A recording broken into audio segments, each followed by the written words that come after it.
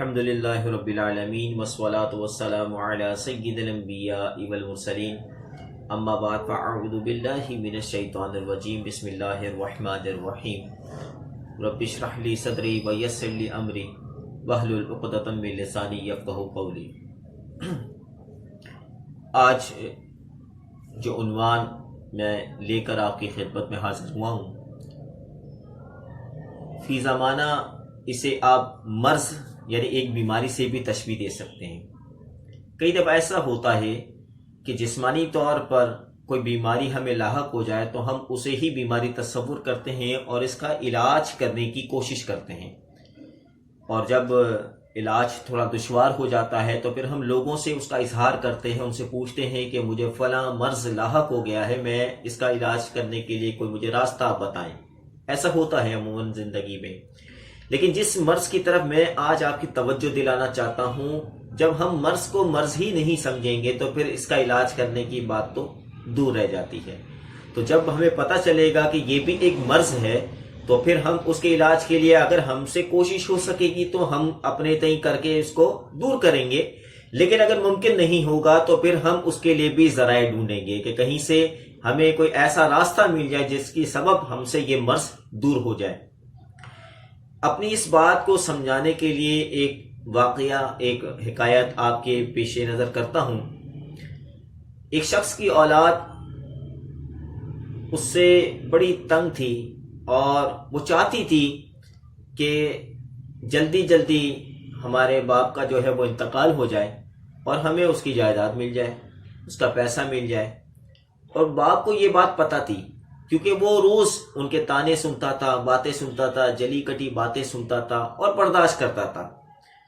پھر کچھ عرصے کے بعد وہ باپ جو ہے وہ بیمار ہو گیا، اور پھر اس نے اپنی اولادوں کو اپنے پاس بلایا اور انہیں ایک چٹھی دی، ایک لفافہ دیا اور کہا کہ تمہارا مطلوبہ مقصد جو ہے وہ اس لفافے میں پوشیدہ ہے، میں مر جاؤں تو پھر اسے کھول لینا، تم اپنے مقاصد جو مقاصد تمہارے ہیں تم اس میں پورے ہو جاؤ گے، تمہیں تمہارا مقصد حاصل ہو جائے گا۔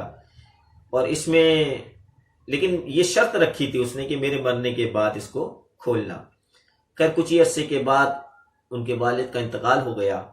اب بے چین تو تھے سارے کہ جلدی جلدی خزانے کا جو ہے وہ معاملہ جو ہے وہ حل ہو جائے اور ہمیں ساری دولت مل جائے، اس کی تقسیم کر لیں۔ پھر سب جمع ہو کر جب اس لفافے کو چاک کیا گیا تو اس میں ایک پرچی موجود تھی، اور اس پرچی میں لکھا ہوا تھا کہ تمہارا مطلوبہ خزانہ اس مکان کی زمین کے اندر دفن ہے۔ اب چونکہ خزانے کی تمنا سب کو تھی، جلدی جلدی سب نے اپنے اپنے اسباب کے تحت جو ہے اس مکان کو چھوڑا، اس مکان کو خالی کیا اور آزمائشوں میں پڑے، لیکن چونکہ خزانہ چاہیے تھا۔ اور پھر جب مکان خالی ہو گیا تو پھر کسی سے رابطہ کر کے اس مکان کو گرایا گیا، زمین بوس کر دیا گیا۔ بڑا عالی شان مکان، اچھا مکان بنا ہوا تھا، ضرورت کی ہر چیز اس میں تھی، لیکن چونکہ خزانے کا لالچ تھا، دولت کا لالچ تھا، تو اس کی بنیاد پر انہوں نے اپنے اس مکان کو جو ہے وہ زمین بوس کر دیا۔ پھر جب زمین سے کھدائی کا مرحلہ شروع ہوا تو ہر جو وارث کی تمنا یہ تھی کہ جلد سے جلد خزانہ جو ہے وہ نکل آئے۔ پھر زمین کے اندر سے ایک صندوق برآمد ہوا، سب خوش ہو گئے کہ چلو اس میں خزانہ ہے۔ جب صندوق کو باہر نکالا، اسے کھولا، اس میں پھر ایک چٹھی تھی۔ جی ہاں، اس میں پھر ایک چٹھی تھی، اور چٹھی دیکھ کر یہ کنفیوز ہو گئے کہ اب اس میں یا تو اگلا پتہ ہوگا یا کیا ہوگا، کچھ پتہ نہیں۔ ماتھوں پہ شکنیں تو آ گئی تھی ان کے۔ بہرحال اس چٹھی کو جب اٹھایا گیا اور جب کھولا گیا، اس میں ایک تحریر لکھی ہوئی تھی۔ جی ہاں، ایک تحریر تھی، اور وہ تحریر میں لکھا ہوا تھا کہ میں نے اپنے خون سے، محنت کی پسینے سے اس مکان کو بنایا تھا، اب تم مل کر اس مکان کی تعمیر کر کے دکھا دو۔ دیکھیے کیسی نصیحت والی بات ان کے باپ نے کہی کہ میں نے اپنے خون پسینے کی محنت سے یہ مکان بنایا تھا، لیکن اب تم سب مل کر بھی اس مکان کو نہیں بنا سکتے۔ اب میں اپنی گفتگو کو ایک اور زاویے کی طرف آپ کو لے کر چلوں گا۔ وہ زاویہ یہ ہے کہ ہمارے پاس جب تک نعمتیں ہوتی ہیں ہمیں اس کی قدر نہیں ہوتی۔ جب نعمتیں ہم سے روٹھ جاتی ہیں، زوال نعمت کے سبب نعمتیں ہم سے چلی جاتی ہیں، تو پھر ہمیں ان نعمتوں کا احساس ہوتا ہے کہ شاید ہم اس نعمت کی اس کے وقت میں قدر کر لیتے۔ اب اس نعمتوں میں بھی مختلف اور پیرامیٹر سیٹ ہیں۔ کیا وہ نعمتیں مالی بھی ہو سکتی ہیں؟ جی ہاں، وہ نعمتیں رشتوں کی صورت میں بھی ہو سکتی ہیں۔ جی ہاں، یہ تو چلے مال اور رشتوں کی صورت میں کہ مال آیا چلا گیا، ایک نعمت تھی چلی گئی۔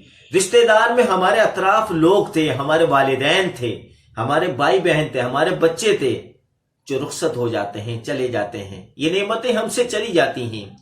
لیکن اگر ہم اپنے ظاہری اجریے پر بھی توجہ دیں تو ہمیں کتنی نعمتوں سے میرے رب نے مالا مال کیا ہوا ہے۔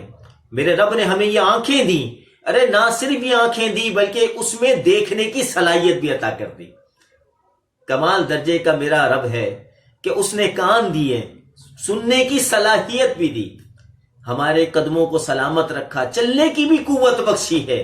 یہ ہاتھوں سے ہم چیزوں کو چھو سکتے ہیں، زبان سے چکھ سکتے ہیں۔ کتنی نعمتیں، صرف اپنے جسم پر غور کریں تو مولا کریم نے ہمیں کتنی نعمتوں سے نوازا ہے۔ ایک سوال میں آپ کے درمیان چھوڑے چلا جا رہا ہوں۔ ہم اپنے رب عز و جل سے ہر وقت دعا مانگتے ہیں اور رب سے مانگتے ہیں مولا یہ عطا کر دے، یہ تکلیف کو دور کر دے۔ جو سوال آپ کے درمیان میں چھوڑے جا رہا ہوں، اپنی آپ سے اپنے دل پر ہاتھ رکھ کر ایک سوال ایک مرتبہ زندگی میں اپنے آپ سے ضرور کیجئے گا کہ کیا ایسا لمحہ ہم اپنی زندگی میں پاتے ہیں کہ جب ہم اپنے ہاتھوں کو بلند کر کے اپنے رب کی بارگاہ میں جب ہم نے اپنے ہاتھوں کو بلند کیا ہوگا؟ جی ہاں، یہ تو یاد ہے کہ بلند کیا ہوگا، لیکن کیا یہ یاد ہے کہ اس دن رب سے مانگا کچھ نہیں؟ جی ہاں، اس دن رب سے مانگا کچھ نہیں بلکہ صرف اس کی نعمتیں، دی ہوئی نعمتوں کا صرف شکر ادا کیا ہو۔ جی ہاں، علماء فرماتے ہیں، مفہوم ہے کہ جو رب کی نعمتوں کا شکر ادا کرتا ہے، مولا اس کی نعمتوں میں برکتیں عطا فرما دیتا ہے۔ تو آج ہم غور کریں کہ میرے رب نے ہمیں جس حال میں بھی رکھا ہے، ہمیں اس کا شکر ادا کرنا چاہیے۔ جو نعمتیں اس نے ہمیں دی ہیں، ہمیں ہر آن اس کا شکر ادا کرنا چاہیے، کیونکہ ہمیں یہ ساری چیزیں نعمتیں ملی ہیں۔ اللہ کریم کا ہر وقت شکر ادا کرنا چاہیے۔ تو آج میں صرف آپ کو یہی عرض کرنا چاہتا ہوں کہ جو جس حال میں ہے، جس پوزیشن پہ ہے، چاہے وہ نوکری کرتا ہے، چاہے اس کا کم کاروبار چھوٹے پیمانے پر ہے، لیکن مولا کریم اسے شکر کی اگر نعمت دے دے، قناعت کی دولت دے دے، تو پھر اس کا دنیا میں جو ہے وہ مقدر یہیں جاگ جائے گا۔ اللہ تعالیٰ سے دعا ہے کہ اللہ تبارک و تعالیٰ نے جو ہمیں نعمتیں دیں، جو ہمیں نعمتیں دیں، اس کریم کا شکر ادا کریں، اس کریم کا شکر ادا کریں کہ الحمدللہ رب العالمین علی کل حال۔ بس صلو علی الحبیب صلی اللہ تعالی علی محمد صلی اللہ علیہ وسلم۔